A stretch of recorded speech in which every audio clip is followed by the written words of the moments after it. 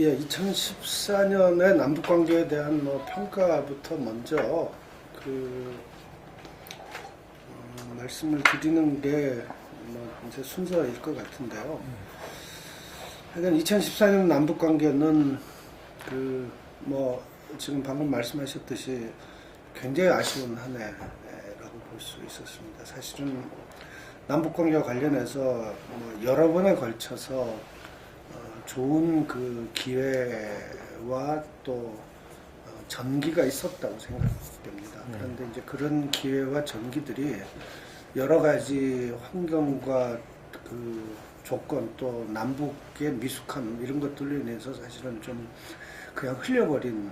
것 같아서 대단히 아쉬운 한 해라고 볼 수 있습니다. 사실은 올 연초에 2월 달에 남북 고위급 회담이 열릴 때만 하더라도 박근혜 정부 하에서의 남북 관계가 여러 가지 측면에서 이명박 정부 때와 달리 급진전 되지 않을까 하는 기대가 있었던 것이 사실이었고요. 그러나 고위급 회담에서의 그 상호 비방 중상 금지 합의를 토대로 해서 이 이산가족 상봉 합의가 이루어졌음에도 불구하고 그 이후에 봄에 키리졸브 그 합동 군사 훈련을 둘러싼 군사적 긴장 등으로 인해서 남북은 다시 사실상 상호 비방 중상을 더 강화하는 이런 상태로 갔고 이런 상태 속에서도 사실은 북한은 여러 가지로 남북관계 개선에 의지가 있음을 이른바 77 선언이라든가 이런 것들을 통해서 이제 밝히려고 해왔고 또 우리 정부도 역시 남북관계 개선에 대한 입장은 늘 이렇게 보여왔다고 생각합니다. 그러다가 아시안게임 인천에서 열리는 아시안게임에 북한이 공동응원단 파견을 결정했다가 그것이 다시 남북관계 당국 간의 여러 가지 복잡한 상황들을 이유로 해서 그것이 무산이 됐고 그리고 10월 4일 아시안게임 폐막식 날 북한의 이 당정군의 그 고위급 간부들이 총 출동해서 특사로 내려와서 남북관계가 상당히 이렇게 좀 급물살을 타지 않을까 기대를 했습니다만 뒤이어서 3일 만에 서해에서 이 교전 사태가 벌어지고 일주일 후에는 이른바 대북비라 살포를 둘러싸고 남북 간에 총격이 오가는 상황들이 이제 벌어졌죠. 그리고 이른바 이 한미 그 연례안보 협의회 SCM에서 이 전작권 그 연기가 다시 그 사실상 무기 연기가 되면서 이 북한에 대한 그 군사적 그 억지를 강화하는 노선이 확고하게 표명됐고 또 유엔에서 북한 인권 결의안이 채택되고 여기에 우리 정부가 매우 주도적인 역할을 하고 이런 상황이 지속되면서 사실상 지금 현재 남북 관계는 올 봄에 예상했던 것에 거의 정반대 상황으로 이렇게 지금 경색 상황에 빠져들었고 이런 경색 상황이 간단하게 이렇게 풀릴 거다라고 일단 보이지는 않는 이런 상황이 있습니다. 어쨌든 그 한마디로 평가할 때 올해 남북 관계 상황은 이른바 이 널뛰기 남북관계라고 얘기할 수 있고 이런 널뛰기 남북관계라고 하는 거는 사실상 그 냉전시대 남북관계의 또 다른 연장 혹은 그런 그 복사판과 같은 것이다 이렇게 볼 수 있습니다. 냉전시대 남북관계의 기본적인 특징이라는 것이 남북 사이에 그 기본적인 적대감이 존재하고 있고 상호 신뢰가 부족하기 때문에 일시적으로 대화가 이루어진다 하더라도 그 대화가 지속되기 어렵고 또 설사 어떤 합의가 나온다 하더라도 그 합의는 불과 얼마 안 돼서 파기되거나 혹은 그 합의의 실천을 둘러싸고 남북이 다시 갈등을 겪는 그래서 이 안정적인 대화와 합의가 보장이 안 되면서 단속적인 그 적대화 또는 부분적 대화가 교차하는 이런 양상이 냉전형 남북관계의 한 전형이라고 볼 수 있는데 2014년의 남북관계는 매우 큰 기대로부터 시작해서 사실상 냉전형 남북관계로 거의 복귀했던 그런 한 해라고 이렇게 평가할 수가 있을 것 같습니다. 남북관계가 워낙 그 가변성이 많으니까 지금 말씀하신 그런 좀 긍정적인 변화의 전망이 틀림없이 있죠. 없다고 얘기할 수는 없고 그것은 남북 대화와 남북 관계 개선에 대한 수요가 남북 양정부에게 다 있기 때문입니다. 북한의 경우는 어쨌든 북미 관계 그리고 북중 관계를 발전시키는 것이 매우 중요한데 그 관계를 발전시켜야만 북한이 안고 있는 여러 문제가 해결되는데 그러기 위해서는 남북관계 정상화가 불가피한 측면이 있는 거고요. 또 우리 박근혜 정부의 입장에서 보더라도 남북관계 상황들이 한국 경제의 출로와 점점 밀접한 연계를 가지고 있고 또 한국의 이 재벌 기업들을 비롯한 한국 경제계가 사실은 남북 관계를 통해서 이 북방 유라시아 프로젝트로 가는 부분에 대한 매우 절박한 요구가 존재하고 있습니다. 그러니까 그런 점에서 박근혜 정부도 사실은 이런 기대를 마냥 외면하기는 어려운 이런 측면이 있기 때문에 남북관계 개선에 대한 기본적인 요구와 수요는 남북 양측에 다 상당히 강력히 존재하고 있는 건 틀림없는 거죠. 그러나 이런 요구와 수요가 존재함에도 불구하고 사실 남북관계가 내년에 잘 될 것이냐, 더더구나 내년에 광복 70년 이거 분단 70년이 되는 그런 해인데 그럼에도 불구하고 이게 남북관계가 잘 풀리겠느냐 하는 부분에 대해서는 사실 현재로서는 속단하기 어려운 상황입니다. 아까 잠깐 말씀하셨지만 남북관계와 관련해서 우리 정부가 오이사 조치를 선제적으로 해제할 수 있다는 이런 신호를 보내고 있는 건 긍정적 신호이지요. 그러나 사실은 북한이 더 중요하게 생각하고 있는 것은 기본적으로는 남쪽의 박근혜 정부가 이 북에 대한 지나친 적대 정책을 좀 완화해야 한다라고 하는 것이 북한이 요구하고 있는 핵심 조건입니다. 그리고 그 핵심 조건을 상징하는 내용이 이른바 상호 비방 중단 금지라고 북한은 보고 있는 거고 그래서 대북 비란 문제라든가 국제 무대에서 이 북한을 비방하거나 또는 북한의 체제 문제를 거론하는 것 이런 것들을 북한은 이른바 상호 비방 중상에 해당하는 문제로 보고 있는 것이고 그런 점에서 사실은 남북관계 개선을 위해서는 좀 상호 체제 인정의 기본적인 어쨌든 이런 모습은 좀 보여야 되는 게 아니냐 하는 게 북한의 입장인 것 같고요. 아마 오이사 조치 해제라든가 금강산 관광 문제라든가 하는 것은 남북이 만나게 되면 중요한 현안이 될 수는 있겠지만 북한은 사실 그거보다는 그 이전의 문제 좀 적대 정책을 철회하고 실제 신뢰를 좀 가질 수 있게 만들어 달라라고 하는 게 지금 북한의 요구인 것 같고요. 이전 부분에 대해서는 사실은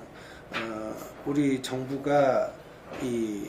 지금까지 별로 긍정적 신호를 북에게 보여준 적은 없는 것 같습니다. 그러니까 그렇기 때문에 사실은 이와 관련해서 어떤 진전이 있을 것이냐라고 하는 것이 2015년 남북관계의 아마 핵심적인 문제가 될 것이다 이렇게 보여지고 그 점에서 어쨌든 저는 우리 정부가 이런저런 북한 유인책을 내놓는 것보다도 지금 북한이 요구하는 이런 좀 상호 접대 금지와 관련해서 최소한의 요구라고 북한이 주장하는 것에 대해서 우리 정부가 좀 더 신중하게 저는 검토하고 좀 호응해 나갈 필요가 있겠다 이런 생각이고요. 실제 이런 부분에 관해서 일정한 진전이 일어나지 않게 될 경우 내년 상황은 여러 가지 점에서 많이 걱정이 되는 것이 사실입니다. 내년 봄 뭐까지 갈 것도 없이 내년 연초가 되면 유엔 북한 인권 결의안에 근거해서 서울에 아마 북한 인권 현장 사무소가 설립이 되게 될 거고, 그럴 경우 북한 인권에 대한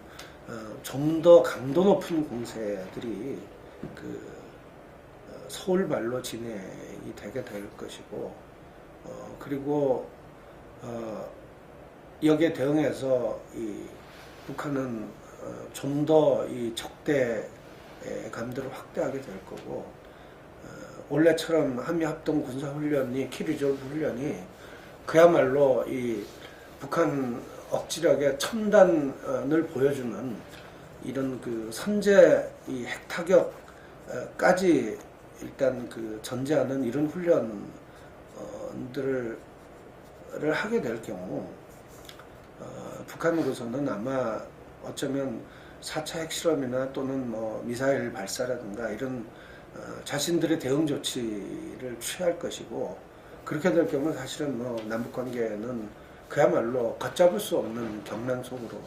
빠져들어가게 될 것이고, 북한도 지금보다 훨씬 더 어려운 긴 고립의 상태로 빠져들어갈 가능성이 높고, 이때는 누가 나서서 남북관계를 좀 중재하고 싶다 하더라도 사실 그런 자체가 불가능한 상황이 될 가능성이 있기 때문에 저는 내년 봄이 가기 전에 남북 간에 어떤 변화가 있어야 이런 사태를 막을 수 있다라고 생각하는 것이고, 그런 점 때문에 올 겨울이 아마 남북 관계에 있어서는 이 박근혜 정부 시기 하에서는 더 이상 오지 않는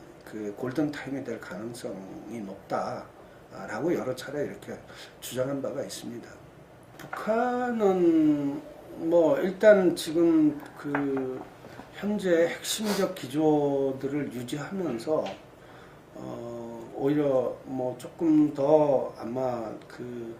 새로운 양상들을 거기에 가미해 나가는 이런 방향으로 나아갈 것 같은데, 지금 그 문제는 이후에 또 아마 얘기하는 기회가 좀 있을 것 같은데,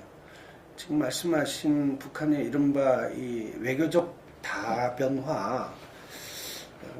이런 노력들을 진행하면서 이 남북관계 개선과 관련해서 일종의 이제 해칭도 하고 있는 이런 걸 말씀하셨는데, 실제로 북한 2014년에 북한 외교는 상당한 변화를 보인 건 사실입니다. 지금까지 북한은 그야말로 북중 관계 일변도의 관계를 가져왔고, 그러나 사실은 이 북중 관계가 북한 입장에서는 그야말로 일방적인 이 의정 관계지만 이 내부에는 사실은 매우 여러 가지 복잡한 이 정치적 복잡성들이 작동하고 있는 관계죠. 단순하게 중국이 북한을 영향을 미치기만 하는 관계도 아니고, 그런데 그런 상황에서 점점 사실은 남북 관계가 악화되면서 북한의 대중 의존도가 더 강화되고, 또 시진핑 정부 입장에서는 북한과의 관계 부분들을 점점 더 혈맹보다는 정상 국가 간의 관계로 이렇게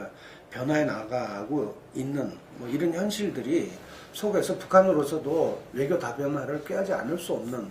이제 이런 상황이 됐고, 그런 상황에서 사실은 크림반도 사태 때문에 서방 압력이나 이런 부분에 대한 자구책으로서 이른바 이 동진 정책을 취하게 된 러시아와 북한의 이해가 절묘하게 맞아 떨어지면서 그 북러 관계가 2014년에 들어와서 급진전하게 되죠. 뭐 얼마 전에 발표가 났듯이 이른바 이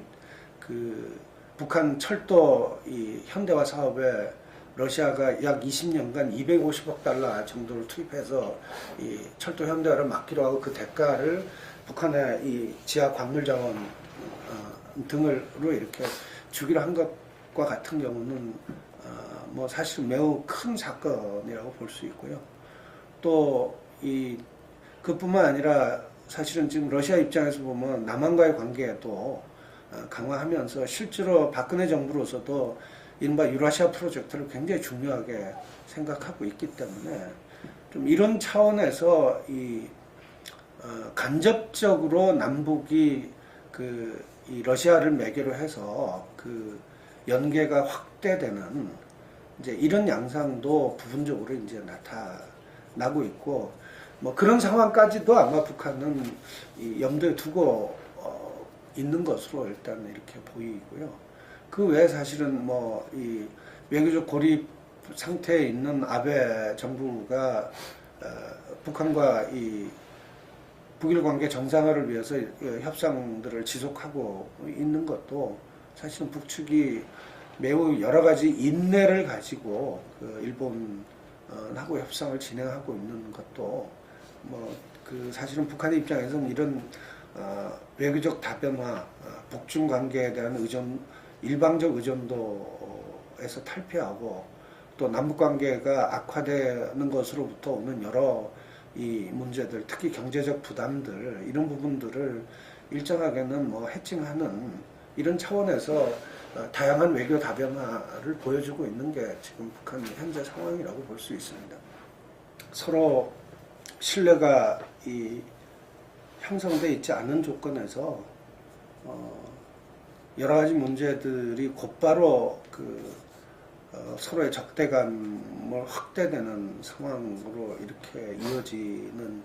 양상을 보이고 있기 때문에 사실은 뭐 북미 관계도 어떻게 될 건가 전망하는 것이 좀 쉽지 않은 상황입니다. 그리고 지금 저 북한의 육자회담 특사라든가 뭐 이런 미국의 육자회담 특사라든가 이런 사람들이 북미 양자 대화를 우리는 뭐 거부하지 않는다. 오히려 북한이 소극적이 아니냐 이제 이런 얘기를 하고 있는데 사실 양자 대화와 관련해서는 과거와 달리 뭐 미국 입장이 변한 건 사실입니다. 그러니까 육자 대화의 틀에서 북한을 만나겠다는 게 일관된 입장이었는데 사실 오히려 육자 대화보다는 북미 간의 이 양자 대화를 더 중시하는 이런 흐름과 분위기가 나타나는 것은 사실인 것 같고요. 그러나 여기에 대해서도 어쨌든 미국은 분명한 전제가 있습니다. 그 분명한 전제라고 하는 것은 명백하게 9.19 이 공동성명의 그 상태로 돌아가야 한다라고 하는 거죠. 그래서 9.19 공동성명 그 시기의 그 상태, 그러니까 동결 상태, 북한 핵 동결 상태를 포함한 몇 가지 핵심적인 부분들 플러스 알파가 지금 미국이 얘기하고 있는 그 핵심 전제 조건이고 대화에 그런 부분에 북한이 진정성을 보여야 사실은 대화를 할 수 있다라고 하는 입장은 뭐 약간의 이 강도 차이는 있다 하더라도 어떤 면에서는 계속 일관되어 왔던 거라고 이제 볼 수 있습니다. 그래서 사실은 북미 대화는 최근에 이 미국 쿠바 관계처럼 이렇게 급속하게 진전될 수 있을까라고 하는 부분에 뭐 이 기대들이 사실 없지 않아 있지만 미국 쿠바 관계하고는 다르게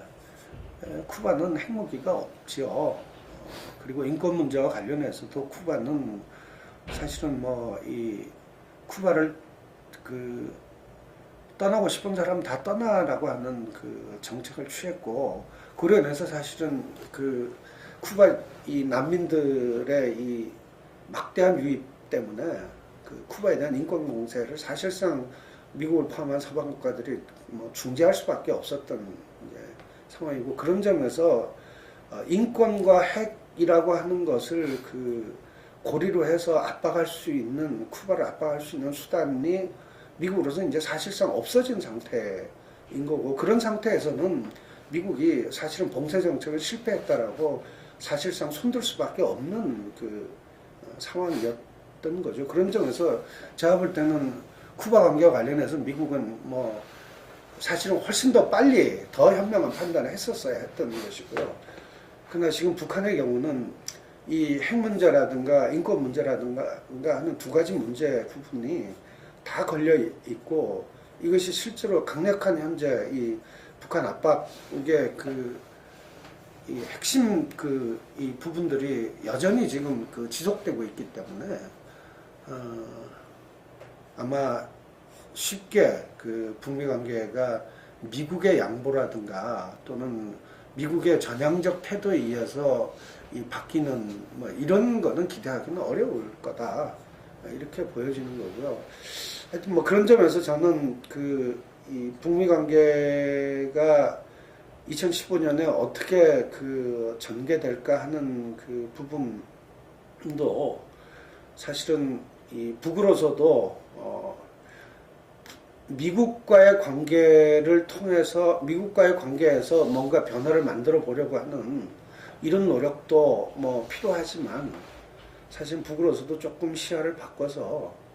남북 관계를 개선하고 그것을 매개로 해서 미국과의 신뢰를 확대해 나가는 이런 문제에 대해서 북한도 이제 심각하게 고민해야 될 상황이다라고 보여지고, 그러니까 그런 부분의 변화들이 그 뭐 있게 된다면 뭐 북미 관계 진전은 있을 수도 있다, 이렇게 그 판단할 수 있겠지만, 사실은 뭐 이 그렇게 가는 길이 그 평탄하리라고는 예상이 안 돼요. 북한 사회는 사실은 그 외부적 충격에는 약할 수는 있지만 내부적으로는 뭐 사실 굉장히 안정돼 있는 사회죠. 그런데 그 김정은 체제가 등장한 후 뭐 여러 가지 이 불안정성이나 또는 그 이 뭐 정책이나 이런 부분들이 뭐 급속하게 왔다 갔다 하는 뭐 이런 모습 때문에 많은 그 사람들이 또 서방에서도 김정은 정권이 뭔가 불안하고 불안정하다 뭐 이런 평가를 하기도 했던 게 사실이고요. 또 그런 점이 실제 없잖아 그동안 있었던 점들은 좀 있는 것 같습니다. 그런데 지금 저는 지난 3년 동안 그 김정은 체제가 일정한 방향을 저는 잡기 시작했다고 생각하고, 아마 내년 이후 김정은 체제는 훨씬 더 안정된 모습으로 등장할 가능성이 높다고 생각합니다. 특히 내년은 그 김정은 체제 3년 탈상하는 그 해이기도 하지만, 북한을 이끌고 있는 조선노동당 창건 70돌이 되는 해고, 이런 역사적 기념과 계기를 매우 좋아하는 북한 체제 스타일로 봐서 내년에는 사실은 뭐 여러 가지 점에서 권력의 안정과 이런 것이 뒷받침된다면 과감한 이 체제 개혁이나 이런 부분에 변화 드라이브를 김정은 체제가 저는 걸 가능성도 있다고 생각합니다. 일단 우선 지금 김정은 체제가 지난 3년 동안 보여준 핵심적인 뭐 몇 가지 특징들이 있는데, 우선 기본 총노선에서 북한은 과거의 이 이른바 국방경제 병진 노선과는 전혀 다른 의미로 핵 경제개발 병진 노선을 채택했고, 이것은 이른바 인민경제로 들어가는 자원을 확대하겠다. 단군경제나 특권경제를 강화하는 게 아니라 인민경제로 들어가는 자원을 강화하고, 그래서 인민경제를 발전시켜 나가겠다. 그리고 그런 차원에서 경공업 중심 노선을 취하겠다. 이제 이런 부분에 기본적으로 북한의 이 총노선과 관련해서 확실한 방향을 일단 하나 세웠다라고 보여지고요. 그리고 또 하나는 이른바 그 628이라든가 530 같은 우리식 경제관리 그 시스템이 확대되고 점점 이게 정착되어 가고 있는 모습을 보이고 있다는 겁니다. 그래서 농업이나 그 기업소 이런 부분에서 이른바 자율성들이 확대되고 그리고 이런 양상들이 실제로 이 중국의 이 개혁개방 초기보다도 훨씬 더 사실은 더 개혁개방적인 뭐 이런 이 모습을 보이고 있기 때문에 실제로 김정은식 개혁개방이 상당히 정착되고 그리고 점점 발전해 갈 가능성을 보였다 이렇게 볼 수 있습니다. 그리고 과거에는 이른바 모기장 개방이라고 하는 방식으로 주요 점 몇 군데, 서너 군데만 딱 개방하고 나머지는 모기장을 치는 이런 방식이었다면 김정은 체제는 이른바 중앙급 경제특구와 지방급 경제특구를 포함해서 지금 총 19곳에 북한 전역에 걸쳐서 지금 경제특구를 선포했고 그리고 특구 개발을 지금 추진하고 있는 상황입니다. 북한이 지금 취하고 있는 이런 경제 개방과 또 이 개혁의 모습들은 사실은 북한은 절대로 개혁 개방하지 않을 거다라고 하는 식의 남쪽의 매우 보수적인 입장에 섰던 많은 사람들의 과거의 입장에 비하면 엄청나게 개혁 개방을 하고 있는 거죠. 그래서 사실은 저는 김정일 시대에 못했던 개혁 개방 부분들에 대한 기본적인 어쨌든 큰 틀과 윤곽이 아까 뭐 얘기했던 지금 그 두 가지 외에 이제 또 하나의 특징이 외교 다변화인데 이거에 대해서도 아까 말씀드렸지만 이런 총노선에서의 경제 중시 노선 그 다음에 기본적으로 인민경제와 관련해서 자율성을 대폭 확대하고 이 경제관리 제도를 더 개혁적으로 바꾸는 부분 그리고 개방을 확대해 나가는 것 그리고 외교 다변화를 추구해 나가는 것 이런 부분들이 지난 3년 동안 여러 가지 실험들이 있어 왔고 뭐 저는 이게 일정 부분에서 아마 기본 노선으로 앞으로 정착돼 나갈 거다. 그렇게 될 경우 우리는 또 다른 중국과는 또 다른 방식의 우리가 베트남도 봤지만 북한식 조금 더 통제된 개혁개방, 북한식 개혁개방의 모습을 보게 될 거다. 저는 김정은 체제가 그런 점에서 사실은 기존의 이 두 할아버지, 아버지 체제와는 매우 다른 이런 모습으로 발전해 나갈 가능성이 저는 상당히 높다라고 보고 있습니다. 그리고 그런 점 때문에 내년이 북한 내부라고 하는 북한 체제라고 하는 측면에서 볼 때는 내년이 상당히 주목되는 해다. 탈상의 해일 뿐만 아니라 조선노동당 창건 70주년이기도 하고 그리고 김정은 체제가 지금까지 실험해 왔던 몇 가지 이 주요한 부분들을 일정하게 총화 지으면서 이거를 더 확대하고 발전시키는 그리고 좀 더 과감한 조치를 로 옮아가는 뭐 이런 부분에서 상당히 내년이 주목된다 이렇게 저는 보고 있습니다. 통합진보당 해산 결정과 관련해서 뭐 북한은 예상대로 이것이 남쪽뿐만 아니라 이 우리 체제를 걸고 들어가면서 이 민주주의를 압살하고 있는 거다 이렇게 인식을 하고 있고 그에 따라서 사실은 이 건 자체가 남북관계 발전과 관련해서 매우 큰 짐이 될 가능성이 높다라고 생각합니다. 그러니까 북한으로서는 아무리 우리 정부가 여러 가지 남북관계 유인책을 쓴다 하더라도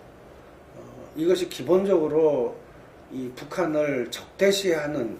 입장에서 그리고 북한 체제를 그 부정하는 이런 입장에서 또 남북 관계를 정치적으로 이용하고 뭐 이런다라고 생각을 하는 거기 때문에 그런 조건에서 남북 관계 개선을 북한이 아무리 남쪽 정부가 유인책을 쓴다 하더라도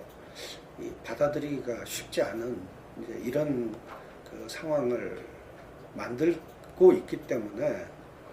그런 점에서 사실은 이번 그 통합진보당 해산권은 국내 정치에 미치는 영향뿐만 아니라 남북 관계에도 굉장히 그 심대한 영향을 미칠 것이고 그런 점에서 제가 볼 때는 오히려 오이사나 금강산 문제 이상으로 이 문제가 아마 상당히 이 남북 간에는 큰 부담이 될 가능성이 높다고 생각합니다. 뭐 그렇죠. 우려스러운 상황이고 그런데 어쨌든 뭐 이런 부분들이 그냥 단순하게 일어나고 있는 것은 아니고 몇 가지 배경이 있는 거죠. 우선 이른바 그 김정은 3대 세습 체제가 형성되는 과정, 그 과정에서 특히 이제 뭐 장성택 숙청이라든가 뭐 이런 그 상황들로 인해서 3대 세습과 그리고 그 과정에 나타난 무자비한 숙청 과정 이런 것들이 우리 국민들에게 준 매우 반복적인 이 정서를 남기게 된 측면들이 있고 그리고 사실은 이른바 국정원 대선 개입 논란에서 보듯이 그 여론에 대한 보수적 여론을 진작시키기 위한 국가적 차원의 기획들이 오래전부터 지속되어 왔고 이런 것들이 이른바 이 종북공세하고 긴밀하게 연동이 되어 있는 것이고요. 그리고 또 다른 측면에서 보자면 통일이라고 하는 것이 주는 좀 젊은 세대에서부터 통일하면 마치 이 경제적 부담이 더 늘어나게 되는 것처럼 느끼게 되는 이제 이런 그 상황과는 달리 이른바 보수적인 통일 담론들이 이제 대두하기 시작한 거죠. 그러니까 사실상 그 북한을 현실적으로 흡수할 수밖에 없다라고 보는 것이고 그리고 그로 인해서 어쨌든 이 시장이 확대된다 이렇게 그 보는 일종의 말하자면 북한 편입과 같은 이런 식의 어쨌든 그 통일 담론들이 일종의 이 준식민지론이랄까 또는 이런 식의 소위 우익적 통일 담론들이 이제 횡행하고 있는 것들 이런 것들이 이제 전반적으로 이런 배경에 깔려 있는 부분들이라고 이제 보여주고 그런 부분에 복합적인 양상들이 현재 우리 사회에 남북 관계에 영향을 미치는 국민 정서의 보수와 또 반북 정서의 심화 이런 것에 영향을 미치고 있다고 보여집니다. 다만 그럼에도 불구하고 사실은 박근혜 정부가 이 남북 관계를 정치적으로 국내 정치의 연장선에서 활용하는 것과 남북 관계 개선을 병행할 수 있다라고 하는 자신감을 가지고 있는 것 같고 박근혜 정부는 그런 점에서 저는 종북공세라고 하는 것은 박근혜 정부 기간 내내 아마 박근혜 정부를 상징하는 조치로 지속될 거다 이렇게 보여지고 종북 공세에 대응하는 부분과 관련해서도 저는 그런 점에서 이것을 상설적인 변수로 보고 대응해 나가는 것이 아마 이 야당이나 시민사회 쪽의 입장에서 보면 그게 당연한 거다 이렇게 생각됩니다. 그리고 뭐 오늘 뭐 어떤 신문에도 뭐 그렇게 났었지만 정치적 위기 때마다 종북 문제를 이슈화해서 위기 돌파를 해왔던 게 박근혜 정부의 가장 중요한 정치적 특징이고, 뭐 이런 양상이 박근혜 정부 기간 동안에 저는 뭐 변화하지 않을 거다라고 보여집니다. 그렇죠. 실제 남북관계와 관련해서는 우리 정부가 그동안 뭐 매우 사실은 좀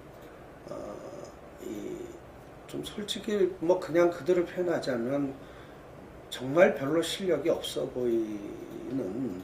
매우 미숙한 대처들을 연속해 왔지요. 심지어 용어, 또 이런 언술 이런 부분에서조차도 사실은 성숙함이나 이런 걸 좀 찾아보기 어려울 정도의 대응 모습을 보여왔다고 저는 개인적으로 이렇게 평가하는 편입니다. 그런데 이거는 다른 측면에서 보면 저는 박근혜 정부가 이 근본적으로 가지고 있는 그 유전자적 문제가 저는 있다고 생각하는 편입니다. 이와 관련해서는 박근혜 대통령이 과거 박정희 그 정권 시절에 그 보았던 남북 관계는 남쪽이나 북쪽이나 서로 적대 관계를 활용해서 국내 정치를 그걸 통해서 이 마음대로 그 가져가고 그리고 자기 체제를 유지하고 강화하는데 그 사용했고 그리고 또 때로 필요하면 7.4 남북 공동성명 같은 거를 특사 보내서 이후락 그 중앙정부 부장을 보내서 이제 합의하고 그걸 가지고 뭐 이렇게 하다가 뭐 급전직하로 또 10월 유신 정권으로 넘어가고 북은 북대로 이제 이 유일 지도 체제로 이렇게 가는 이런 걸 봐왔기 때문에 박근혜 정부가 가지고 있는 기본적인 유전자는 제가 볼 때 남북 관계와 관련해서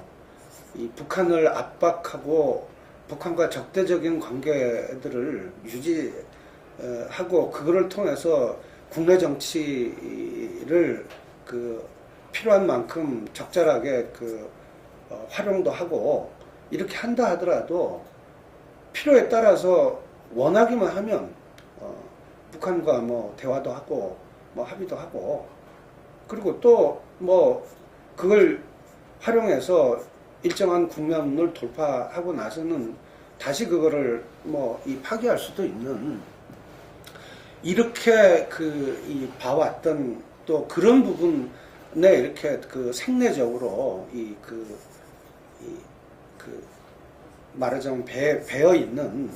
뭐 이런 그 유전자가 저는 좀 있다라고 보여지는 거고요. 그런 점에서 저는 사실은 박근혜 정부가 남북 관계와 관련해서 이런 생내적인 유전자의 부정적인 문제들을 어떻게 극복해내느냐라고 하는 것이 매우 중요하고 그런 점에서 사실은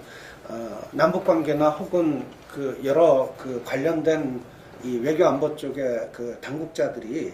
사실은 더 철저하고 또 더 합리적이고 실용적인 입장에 서서 정책들을 추진하고 그 박근혜 정부를 그런 방향으로 저는 이끌어 나가야 된다고 생각하는데 그렇지 않을 경우는 기본적으로 이 유전자대로 끌려가게 돼 있는 거죠. 저는 하여튼 그러니까 그런 점에서 사실은 지금까지의 상황들은 박근혜 정부가 이 태생적으로 가진 이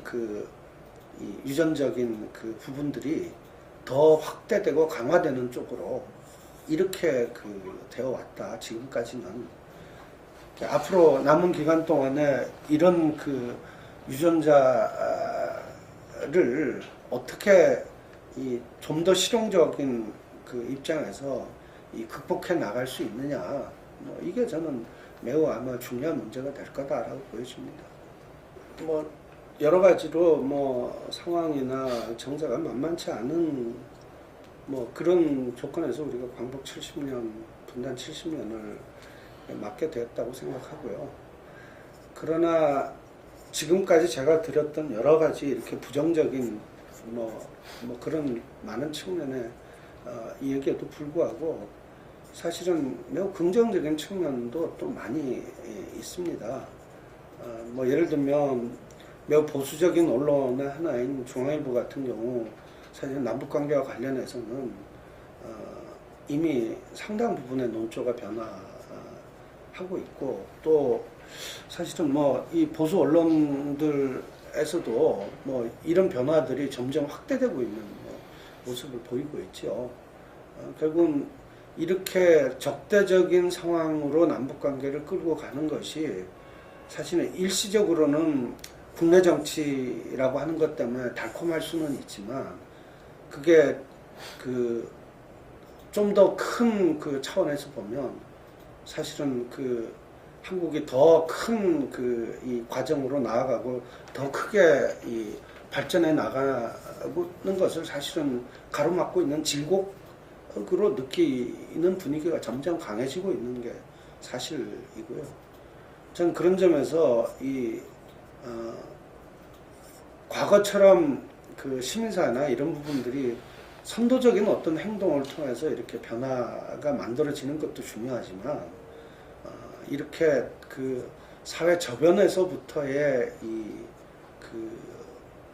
이른바 이 적공들이 이루어지는 것이 사실은 변화를 만들어내는데 훨씬 더 중요한 이 동력이다.